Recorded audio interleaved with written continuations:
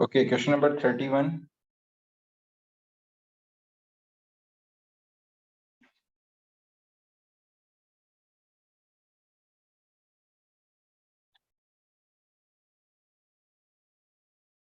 A particular atom of germanium, Ge, has a nucleon number of 70. Which statement about germanium atom are correct? तो यहाँ पे जो दो values दी हुई हैं उनके accordingly we can say that there are 32 protons and nucleon number is 30. If I subtract 32 from 70, so I will get the number of neutrons that will be 38. That are 38. Is it clear to everyone? Yes. Okay. So first statement says that it has the same number of electrons as selenium 2 positive ion. तो selenium 2 positive selenium atom में कितने electrons होंगे? 34 electrons होंगे और जब वो 2 positive ion में convert होगा तो उसके number of electrons कितने हो जाएंगे? 32 हो जाएंगे. तो it means our first statement is correct. Is it clear to everyone? Yes. Okay. It has the same number of neutrons as the atom of zinc. Zinc में neutrons find करने के लिए हम 68 minus 30 करेंगे तो हमें 38 मिलेगा और इसमें भी 38 neutrons हैं तो इसका मतलब है second statement भी correct है. ये clear है सबको? Yes. Third, it has half as many protons as an atom of Gd. अब अगर आप Gd के number of प्रोटॉन्स देखें तो Gd के नंबर ऑफ प्रोटॉन्स कितने 64 हैं तो 64 डिवाइड बाय 2 गिव्स मी 32. तो 32 प्रोटॉन्स इसके भी हैं तो थर्ड स्टेटमेंट भी करेक्ट है. इट मींस अगर तीनों स्टेटमेंट्स करेक्ट हैं तो क्वेश्चन नंबर 31 का करेक्ट आंसर ए होगा which means 1 2 and 3 all are correct. Is it clear? Yes. Yes. Okay. Now question number 32. The first ionization energy of chlorine is greater than that of sulfur. Which factors contribute to this? Sulfur is S16 and chlorine is 17. The electronic configuration of sulfur is 3p4 and it's 3p5. Chlorine has more protons in its nucleus than sulfur does. Yes, ये तो correct है. Chlorine has a greater electron shielding than sulfur does. क्या ये बात सही है? दोनों के पास दो इनर शेल्स हैं तो दोनों का शील्डिंग इफेक्ट सेम होगा. It mean second statement wrong हो गई. ये बात क्लियर है?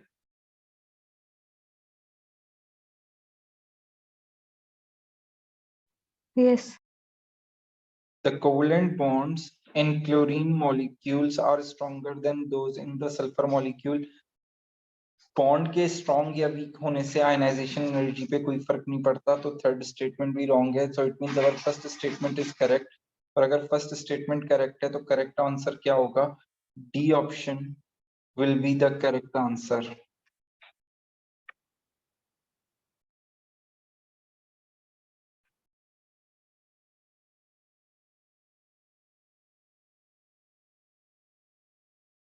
ठीक है. ये दोनों क्वेश्चन सबको क्लियर है? Yes. Yes. Now question number 32. Oh, sorry, 33. Liquid X and Y, both are liquids, do not react with one another. They have identical boiling points. Okay, एक दूसरे में से react नहीं करते और boiling point दोनों का same है. When a particular volume of X is shaken with the similar volume of Y, they form a liquid mixture Z. यानी कि वो एक दोनों में mix हो रहे हैं मगर react नहीं कर रहे. अगर एक न्यू लिक्विड फॉर्म हो रहा है तो इसका मतलब है मिक्सिंग हो रही है. ठीक है. और वो एक दूसरे में डिसॉल्व हो सकते हैं. ये बात क्लियर है सबको? Yes. अब वो आगे क्या कह रहे हैं? The average intermolecular force in liquid Z are stronger than the average of the forces in X. And the forces in y, जो x और y में फोर्सेस हैं उनसे z में जो फोर्स है वो क्या है, ज्यादा स्ट्रॉन्गर है। Which deduction from this information are correct? तो कौन सा पॉइंट इन तीनों में से करेक्ट होगा? तो फर्स्ट में क्या करें, the mixing of x and y is exothermic, क्या ये बात सही है? यस सर, क्योंकि बॉन्ड्स फॉर्म हो रहे हैं। क्योंकि बॉन्ड्स ज्यादा स्ट्रॉन्गर फॉर्म हो रहे हैं तभी एनर्जी रिलीज हो रही है, ऑब्वियसली बिल्कुल सही है। तो ये स्टेटमेंट करेक्ट है। अगर इसमें किसी को कोई कंफ्यूजन है तो पूछ लें। जी क्लियर है सबको? Yes. Yes.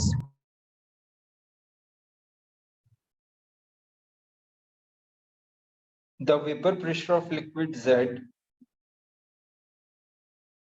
will be less than that of either liquids X and liquid Y at the same temperature. क्या ये बात सही है या रॉन्ग है? रॉन्ग है।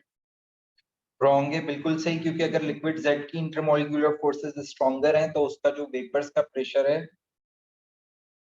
वो कम बनेगा। ठीक है, क्योंकि फोर्सेस स्ट्रॉन्गर हैं तो गैस में पार्टिकल्स कम जाएंगे, तो इस वजह से जो है Z का वेपर प्रेशर कम होगा। तो सेकंड स्टेटमेंट भी करेक्ट है। Is this clear to everyone? Yes. The boiling point of liquid Z will be lower than that of either liquid X or liquid Y at the same pressure. क्या ये बात सही है? Wrong है।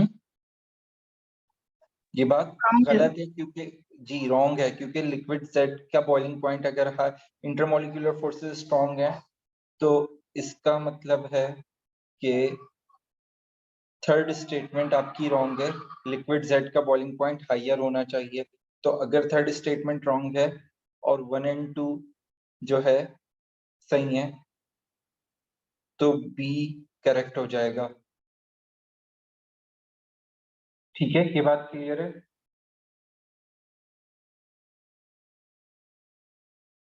Yes. Sir ये D नहीं होएगा, to गलत है। टू गलत नहीं है बेटा, टू सही है। देखें, अगर इंटरमोलिकुलर फोर्सेस लिक्विड Z में ज्यादा हैं तो लिक्विड Z के वेपर ज्यादा फॉर्म होंगे या कम फॉर्म होंगे?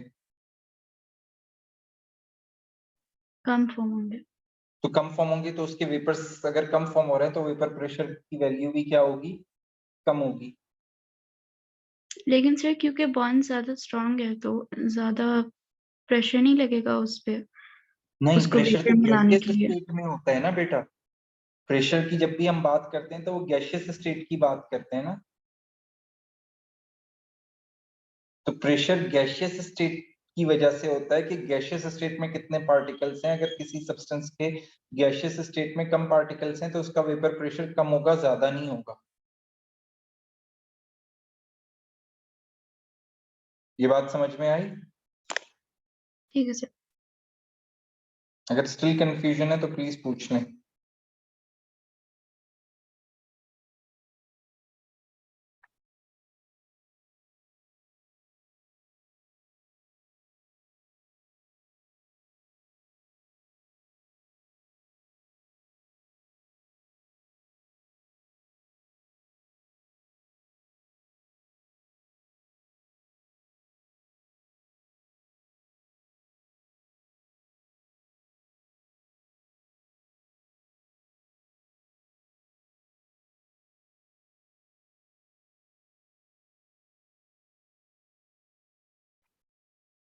Okay, question number 34. The stoichiometry of a capitalized reaction is shown by the equation below. Okay, P, Q, R, and S. S is a liquid, P, Q, and R are gases. Two experiments are carried out in which the amount of R is measured. The results are shown in the diagram. Okay, experiment 1 में R ज़्यादा form हो रहा है, experiment 2 में R कम form हो रहा है. Which changes in the condition could explain this result shown? A lower pressure was used in experiment 2. जी, तो क्या ये स्टेटमेंट सही है? अगर प्रेशर लो करेंगे तो इक्विलिब्रियम राइट पे शिफ्ट होना चाहिए या लेफ्ट पे?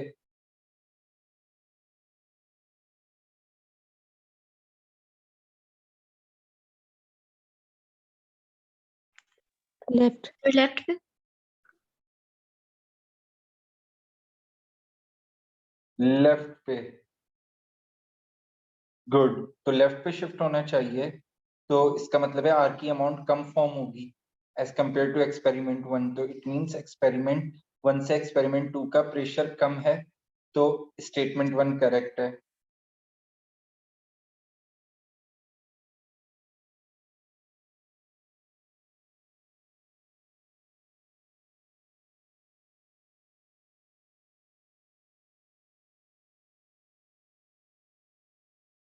जी, स्टेटमेंट 1 सबको क्लियर है?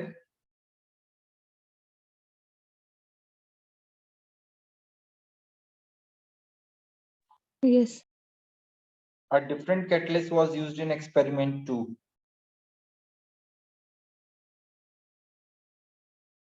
देखें, अगर आप दोनों का ग्रेडियंट देखें तो दोनों का ग्रेडियंट डिफरेंट है।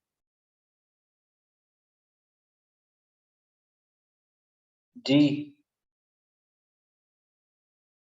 दोनों कर्व्स का ग्रेडियंट डिफरेंट है, तो इसका मतलब है कि yes, there is a possibility कि एक्सपेरिमेंट में 2 में जो कैटलिस्ट यूज किया है वो डिफरेंट यूज किया है, तो सेकंड स्टेटमेंट भी करेक्ट है। ये बात क्लियर है सबको? सर वैसे इसमें ग्रेडियंट का कैसे पता चलता है कैटलिस्ट से जो कैटलिस्ट क्या करता है एक्टिवेशन एनर्जी को लोअर करता है? और उसके रिजल्ट में क्या होता है? रिएक्शन फास्टर होता है। रिएक्शन फास्टर होता है। तो अगर ग्रेडियंट ज्यादा है तो इसका मतलब है आर ज्यादा फॉर्म हो रहा है ना।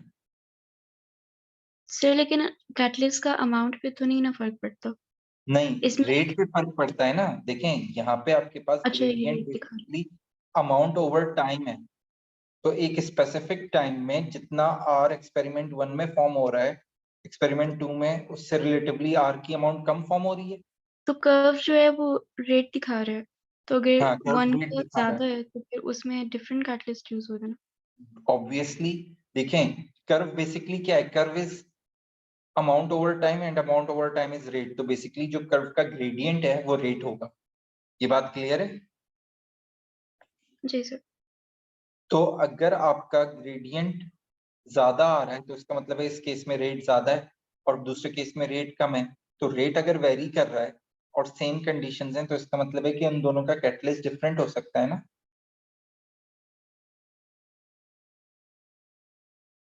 ये बात क्लियर?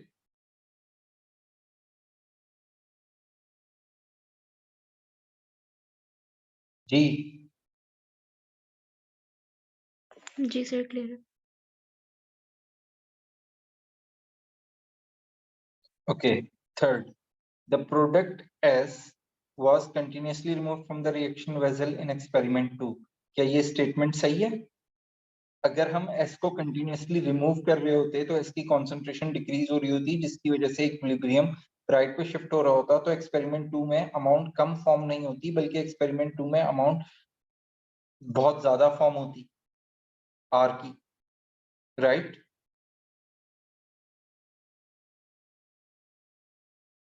ये बात क्लियर है? यस। तो it means statement third is wrong. और अगर स्टेटमेंट थर्ड रॉन्ग है एंड 1 एंड 2 करेक्ट हैं तो it means B is the correct answer. अगर किसी को स्टिल कोई कंफ्यूजन है तो प्लीज पूछ लें।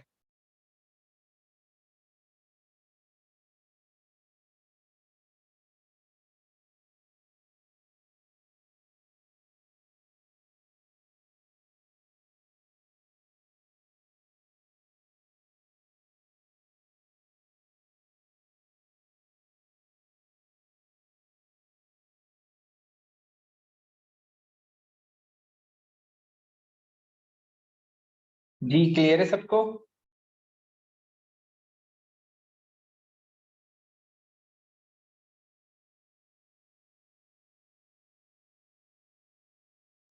Yes.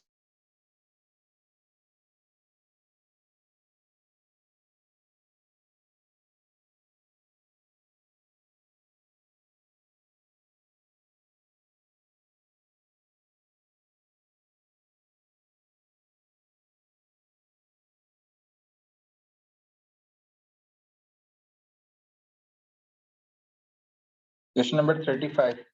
Which statement are correct? Chloride ions are oxidized when concentrated sulfuric acid is added to NaCl. क्या जब हम NaCl पे सल्फ्यूरिक एसिड ऐड करते हैं तो क्या क्लोराइड आयन क्लोरीन में कन्वर्ट होते हैं या नहीं? No. नहीं, क्योंकि क्लोराइड -1 है और क्लोरीन 0 है। ऑक्सीडाइज होने का मतलब है कि क्लोराइड -1 से 0 में जा रहा है, तो सिर्फ HCl बनता है और फर्दर रिएक्शन नहीं होता। बट अगर NaBr या NaI होता है तो वो ब्रोमीन और आयोडीन बना लेते हैं। तो ब्रोमाइड आयन और आयोडाइड आयन सल्फ्यूरिक एसिड से ऑक्सीडाइज होके आयोडीन और ब्रोमीन बनाते हैं। क्लोराइड ऑक्सीडाइज होके क्लोरीन नहीं बनाते सल्फ्यूरिक एसिड के साथ। तो फर्स्ट स्टेटमेंट रॉन्ग हो गई।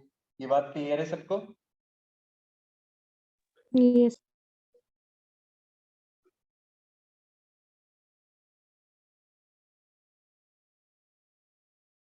Okay.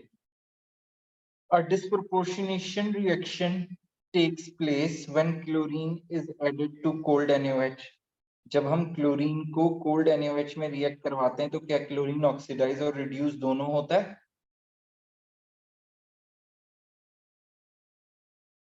डिस्प्रोपोर्शनेशन क्या होता है किसमें?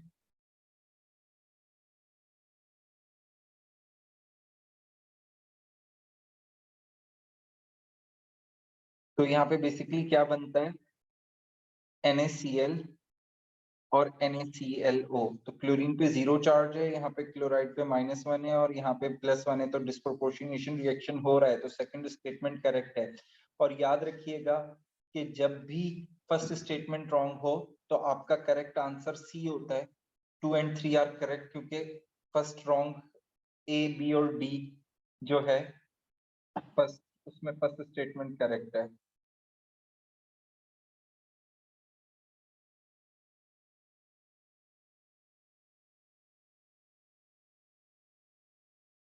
ठीक है, ये बात क्लियर है? Yes.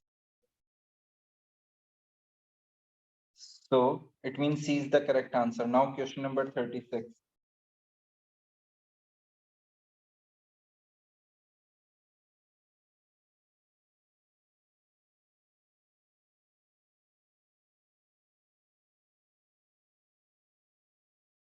Kindly give me 2 minutes.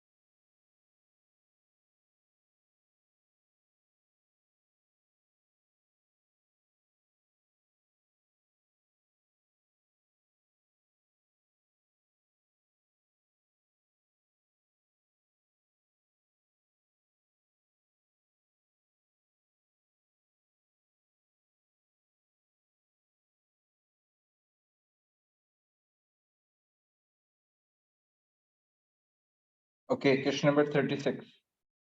Nitrogen gas is unreactive, whereas oxygen gas and chlorine gas are reactive. Which statement helps to explain this difference? Okay, हमें ये difference explain करना है कि किस तरह जो है क्यों नाइट्रोजन गैस अनरिएक्टिव है और ऑक्सीजन और क्लोरीन गैस रिएक्टिव है। Which state? Okay, the two nitrogen atoms in a nitrogen molecule are held together by very strong triple covalent triple bond. So yes, there is a strong triple bond between the two nitrogen atoms in a molecule, and that makes it less reactive or unreactive. So first statement is correct. ये बात clear है सबको?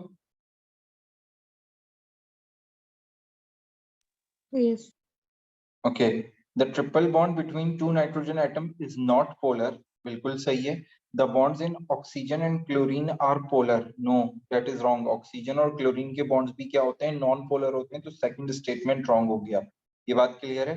और जब भी second statement wrong होता है तो आपका A option correct होता है, क्योंकि A means one only. Oh sorry, not A. D option correct होता है. D means one only. ठीक है? और ए, बी और सी तीनों में सेकंड स्टेटमेंट जो है करेक्ट कंसीडर किया जाता है, ये देख लें. ठीक है, ये बात क्लियर है सबको? Yes.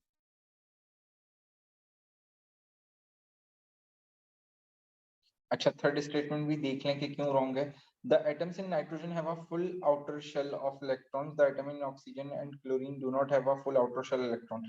जी नहीं, नाइट्रोजन में भी आउटर शेल है और फ्लोरीन, ऑक्सीजन और क्लोरीन में भी आउटर शेल है. तो third statement, outer shell full होते हैं सब में, तो थर्ड स्टेटमेंट भी करेक्ट है. सही है जी. यहाँ तक किसी को कोई कंफ्यूजन तो नहीं है? सर क्वेश्चन 35 में जो थर्ड उसकी स्टेटमेंट है वो सही होगी? An acidic solution forms when chlorine is added to water. जी 35 में थर्ड स्टेटमेंट तो सही होगी, क्योंकि जी. देखें सी ही है. हाइड्रोक्लोरिक एसिड फॉर्म हो रहा है. हाँ, और सी का मतलब क्या है? 2 and 3 आर करेक्ट. हाँ तो सी है. ठीक है, क्योंकि देखें हमने देखा था कि फर्स्ट ए, बी और डी तीनों में है, और फर्स्ट अगर रॉन्ग हो गया तो बस इसका मतलब है कि सी करेक्ट है. ठीक है सर. जी यहाँ तक क्लियर है सबको?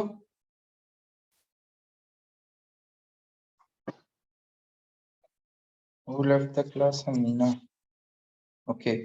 Now question number 37.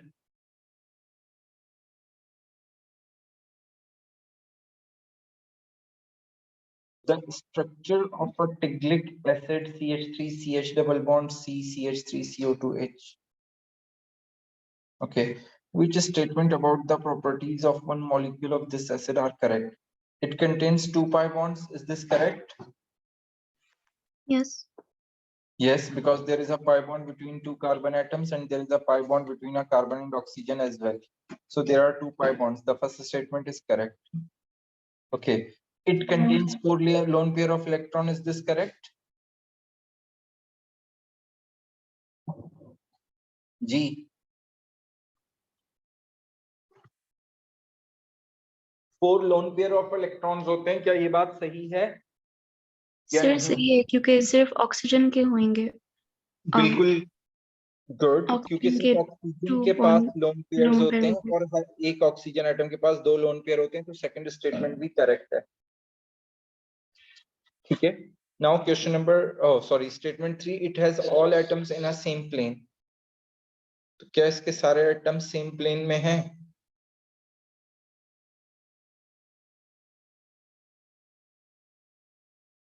जी सेम प्लेन में होंगे. नहीं, उसकी वजह यह है कि पहले कार्बन के 3 बॉन्ड्स हैं, सॉरी 4 बॉन्ड्स हैं सिंगल, और अगर 4 बॉन्ड्स कहीं पे भी आते हैं तो इसका मतलब है कि वो टेट्राहेड्रल अरेंजमेंट होती है, और टेट्राहेड्रल अरेंजमेंट में चारों एटम्स कभी भी एक प्लेन पे लाई नहीं करते, सिर्फ 2 एटम्स एक प्लेन पे लाई करते हैं. तो इसलिए थर्ड स्टेटमेंट आपका रॉन्ग हो जाएगा, which means B is correct. ठीक है, ये बात क्लियर है सबको? Yes. जी किसी को कोई कंफ्यूजन है तो पूछ लें. Now question number 38. Which compound on heating with an excess of concentrated sulfuric acid produces only one product with a molecular formula of C7H10? अच्छा, question number 37 सबको clear है?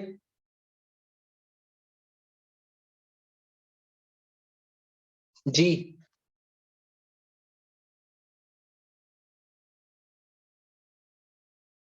जी, क्वेश्चन नंबर 37 सबको क्लियर है? Yes, sir. Okay, now question number 38 में उन्होंने आपसे क्या बोला है कि इनमें से कौन सा सल्फ्यूरिक एसिड से रिएक्ट करने पे सिर्फ एक प्रोडक्ट बनाएगा। अच्छा जी, अगर मैं 1 को सल्फ्यूरिक एसिड से रिएक्ट करवाता हूं तो देखें, जब ये नीचे वाला OH और ये वाले OH अपने नेबर कार्बन के हाइड्रोजन को रिमूव करके वाटर बना लेंगे, तो इसका मतलब है यहाँ पे तो डबल बॉन्ड यहाँ पे आएगा और कोई पॉसिबिलिटी नहीं है। अब अगर OH है ऊपर वाला OH, तो वो यहाँ से भी हाइड्रोजन रिमूव कर सकता है और यहाँ से भी हाइड्रोजन रिमूव कर सकता है, तो वो दोनों साइड्स में से किसी भी एक साइड पे डबल बॉन्ड बनाएगा। तो अगर वो किसी भी एक साइड पे डबल बॉन्ड बना रहा है, तो अगर आप मॉलिक्यूल देखें तो दोनों केसेस में एक ही मॉलिक्यूल होगा ना, वो चाहे लेफ्ट पे बने डबल बॉन्ड या राइट पे बने, दोनों मॉलिक्यूल सेम है, तो फर्स्ट मॉलिक्यूल का स्ट्रक्चर तो सही है। ये बात क्लियर है सबको?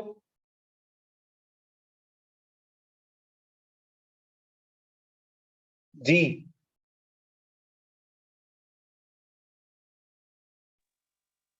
सर, जो नीचे OH लगा हुआ है उसके साथ डबल बॉन्ड नहीं बन सकता? नीचे OH देखें, यहां से हाइड्रोजन निकाल के डबल बॉन्ड बना रहे हैं ना, ये रहा OH, तो इस कार्बन पे लगा हुआ है, तो इसके नेबर कार्बन पे एक ही हाइड्रोजन है और इसका नेबर कार्बन एक ही है, तो इस केस में तो सिर्फ यहीं पे डबल बॉन्ड बन सकता है, इसकी कोई दूसरी पॉसिबिलिटी नहीं है डबल बॉन्ड बनने की। आ रही है बात समझ? Yes. और ऊपर वाला अपने राइट से भी डबल बॉन्ड बना सकता है, लेफ्ट से भी बना सकता है, मगर दोनों केसेस में मॉलिक्यूल एक ही रहेगा क्योंकि नीचे वाला डबल बॉन्ड चेंज नहीं हो सकता। ये बात क्लियर है? Yes. अब अगर आप रिएक्शन 2 देखें तो 2 में आपके पास क्या होगा, देखें एक H यहां पर है और एक H यहां पर है। जब ये OH रिमूव होगा तो ये इस वाले हाइड्रोजन को रिमूव करेगा, जिसकी वजह से यहाँ पे डबल बॉन्ड आएगा, तो इस OH को इस H को रिमूव करना पड़ेगा, ठीक है, इस OH को इस H को रिमूव करना पड़ेगा, जिसकी वजह से यहाँ पे भी डबल बॉन्ड सिर्फ यहाँ पे बन सकता है, किसी और जगह नहीं बन सकता। तो सेकंड मॉलिक्यूल भी आपका इस ऊपर वाली जो कंडीशंस गिवन है उसके अकॉर्डिंगली बिल्कुल सही है। ये बात क्लियर है सबको? Yes. Okay, now question number 3, statement 3। इस OH के इधर भी हाइड्रोजन है और इधर भी हाइड्रोजन है और यहाँ पे एक हाइड्रोजन इधर है, तो या तो ये ऐसे कर सकता है कि ये वाला डबल बॉन्ड स्टिल चेंज नहीं हो सकता और एक वो या तो यहाँ पे बना ले या फिर वो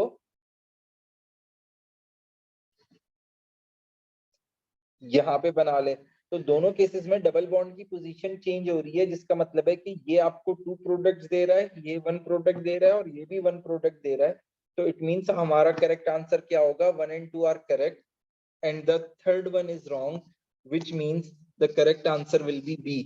Is this clear? सर पहले वाला 2 नहीं दे रहा, पहला वाला क्या क्यों नहीं दे रहा? 2 प्रोडक्ट्स नहीं दे रहा। देखें, हमेशा हम नंबरिंग करते हैं ना नेमिंग के लिए, कंपाउंड को आइडेंटिफाई करने के लिए, तो अगर मैं नंबरिंग असाइन करूं तो ये फर्स्ट कार्बन हुआ, ये सेकंड हुआ, ये थर्ड हुआ, ये फोर्थ हुआ, ये फिफ्थ हुआ, ये सिक्स्थ हुआ और ये सेवेंथ हुआ। ये बात क्लियर है? जी हम नंबरिंग उस साइड से करेंगे जहां से डबल बॉन्ड क्लोजर हो, राइट? तो अगर मैं इसकी नंबरिंग करूं तो यहाँ पे 1 2 3 4 5 6 7, तो अगर फर्स्ट और दोनों स्ट्रक्चर्स देखें, दोनों में 2 डिफरेंट जगहों से हाइड्रोजन तो रिमूव हो रहे थे, मगर आपके पास जो डबल बॉन्ड की पोजीशन आ रही है वो फर्स्ट और फोर्थ कार्बन पे ही आ रही है। जी जब आप इसमें देखें तो इसमें पहले वाले में, इस वाले में फर्स्ट और थर्ड कार्बन पे डबल बॉन्ड आ रहा है और इसमें फर्स्ट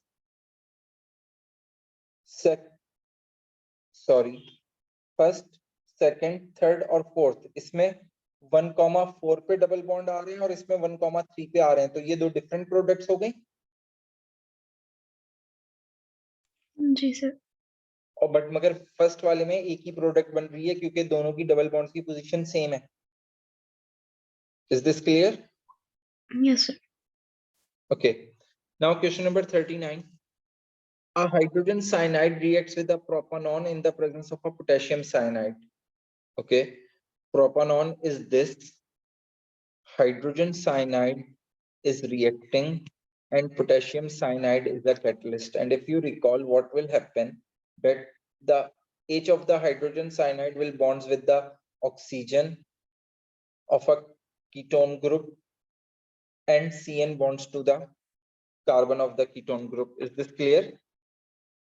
तो ये रिएक्शन होता है। Okay, which statement about this reaction is correct? The cyanide is catalyzed for the is a catalyst for the reaction. Is this statement is correct or wrong? Correct. Correct, क्योंकि potassium cyanide में cyanide ions होंगे। This is an addition reaction. Is this statement is correct or wrong? Correct. Correct, क्योंकि double bond है और double bond पे जो है single bond हो गया और उस पे एक H और एक CN आके मॉलिक्यूल में ही ऐड हो गए। ठीक है, तो एडिशन रिएक्शन है। और दूसरी आइडेंटिफिकेशन एडिशन रिएक्शन की क्या है कि दो मॉलिक्यूल्स एक मॉलिक्यूल में कन्वर्ट हो रहे हैं। The intermediate behaves as a base. Is this correct और wrong? Wrong. Are you sure? सही ओके, सही व्हाट, कि वो how can you hydrogen define a base? Base को कैसे डिफाइन करते हैं जी? A hydrogen ion accepted as a base. Hydrogen accept कर रहे हैं तो फिर वो बेस है। जी बिल्कुल। तो अगर आप मैकेनिज्म रिकॉल करें तो होता क्या है कि इस पे डायपोल होने की वजह से साइनाइड इस पे अटैक करता है और हमें ये इंटरमीडिएट मिलता है इनिशियली। तो ऑक्सीजन पे लोन पेयर होता है और ये ऑक्सीजन HCN के हाइड्रोजन पे अटैक करता है और साइनाइड रिमूव करा देता है। तो intermediate basically H positive ion को एक्सेप्ट कर रहा है, so it is a base. So third statement is correct as well. So our A option will be selected as first, second and third. All three statements are correct. ये बात clear है सबको? Yes. Okay. Now question number 40.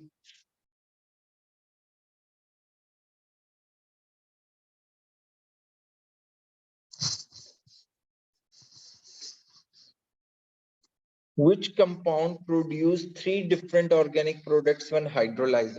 अच्छा, hydrolyze करने पे कौन सा compound three different products form कर रहा है? अच्छा, आपको कौन से functional groups नजर आ रहे हैं?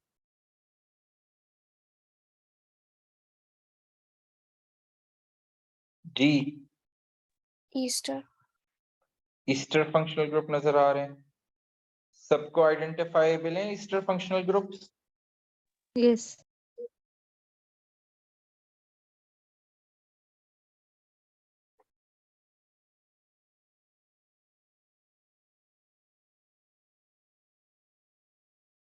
ओके, तो अगर मैं 1 को हाइड्रोलाइज करूं तो वो यहां से और यहां से होगा। सेकंड 2 को हाइड्रोलाइज करूं तो वो यहां से होगा और थर्ड को हाइड्रोलाइज करूं तो वो यहां से होगा। ये बात क्लियर है सबको? यस। Yes. तो हाइड्रोलाइज होने के बाद जब ये ब्रेकिंग हो गई तो ब्रेक होने के बाद ये हाफ स्ट्रक्चर्स बनेंगे, राइट? तो इधर OH लग जाएगा, इधर H लग जाएगा, इधर OH लग जाएगा, इधर H लग जाएगा। तो एक हमें क्या मिल रहा है? प्रोपानॉल मिल रहा है। एक हमें इथानोइक एसिड मिल रहा है और एक ये स्ट्रक्चर मिल रहा है। तो यहाँ पे हमें 1, 2 एंड 3 डिफरेंट प्रोडक्ट्स मिल रही हैं। तो फर्स्ट स्ट्रक्चर तो करेक्ट है according to the given information. ये बात क्लियर है सबको? Yes. यस। ओके, अब अगर आप सेकंड में देखें तो सेकंड में हमें नजर आ रहा है ये वाला ग्रुप और ये वाला ग्रुप बिल्कुल सेम है। Yes.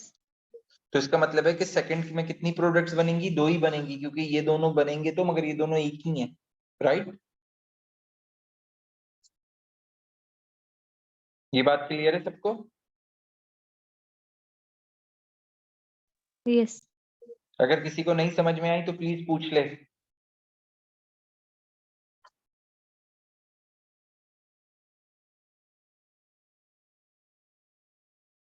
जी, किसी को नहीं समझ में आई तो प्लीज पूछ ले।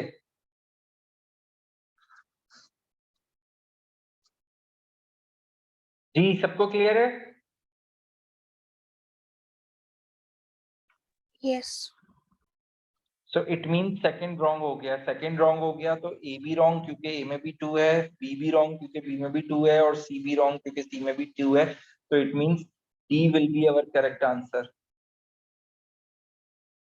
क्लियर है सबको? Yes.